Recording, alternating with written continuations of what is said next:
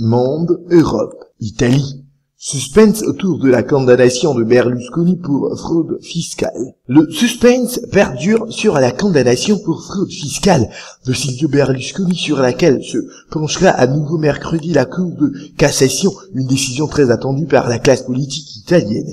Au cours de cette audience entamée mardi matin, la Cour doit décider si elle confirme ou pas une condamnation du Cavaliere à 4 ans de prison et 5 ans d'interdiction d'exercer une fonction publique. Une confirmation de ce jugement pourrait porter un coup fatal à la carrière parlementaire du magnat des médias et mettre en péril la fragile coalition gauche-droite en Italie. Dans son réquisitoire, le procureur auprès de la Cour, Antonio Mura, a accusé Silvio Berlusconi d'être le concepteur du mécanisme de fraude fiscale dans cette affaire. Le contrôle du Cavaliere sur ses sociétés impliquées dans ce délit a perduré, y compris pendant la période où il était chef du gouvernement, a-t-il accusé, en demandant la confirmation de la peine de prison, mais la réduction à 3 ans de l'interdiction d'exercer une fonction publique. Les plaidoiries sont attendues pour mercredi. Selon Franco Coppi, l'un des avocats du Cavaliere, la décision de la cassation pourrait être contenue demain soir, mercredi soir,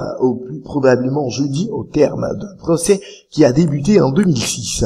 Seuls quelques manifestants avaient fait le déplacement devant le tribunal suprême.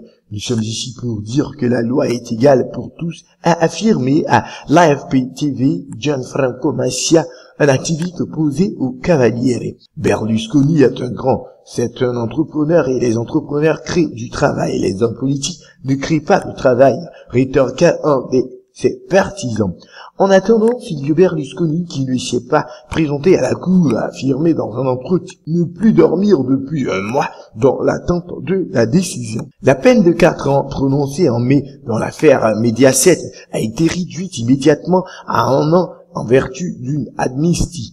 Mais quelle que soit la décision de la plus haute juridiction italienne, M. Berlusconi, 76 ans, ne devrait pas aller en prison en raison de son âge. En revanche, une éventuelle interdiction d'exercer en mandat public constitue un enjeu de taille pour le Cavaliere. Entre en politique en 1994, 3 fois chef du gouvernement et aujourd'hui sénateur. Nul ne se hasarde à parier sur la décision de la Cour. Celle-ci peut casser le jugement en appel et, dans ce cas, soit acquitter le Cavaliere, soit le renvoyant devant une nouvelle cour d'appel ou confirmer la peine prononcée. Même dans ce dernier cas, Silvio Berlusconi ne perdrait pas automatiquement son siège de sénateur, car il faut pour cela un vote du Sénat en session plénière. Mais l'affaire sèmerait le trouble tant au sein du Peuple de la Liberté, PDL, le parti de Silvio Berlusconi, qu'au Parti démocratique, PD, le principal parti de gauche et donc au gouvernement de coalition gauche-droite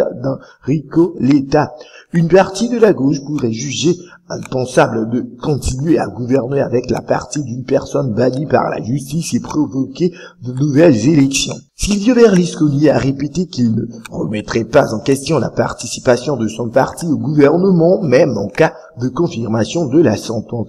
Dans cette affaire, le magnat des médias est accusé d'avoir artificiellement gonflé le prix des droits de diffusion des films achetés via des sociétés écrans lui appartenant au moment de leur revente à son empire audiovisuel Mediaset. En constituant des caisses noires à l'étranger, le groupe aurait réduit ses bénéfices en Italie pour payer moins d'impôts. Le manque à gagner pour le fisc italien a été évalué à 7 millions d'euros. Depuis son entrée en politique en 1994, M. Berlusconi a eu de nombreux démêlés judiciaires, mais n'a jamais été condamné définitivement. Condamné notamment pour corruption, faux en bilan, fraude fiscale, financement illégal de partis, il a toujours par la suite soit bénéficié de la prescription, soit été acquitté. En juin dernier, il a été condamné à 7 ans de prison et à l'interdiction à vie d'exercer un mandat public pour abus de pouvoir et prostitution de mineurs dans l'affaire Rubygate. Il a fait appel.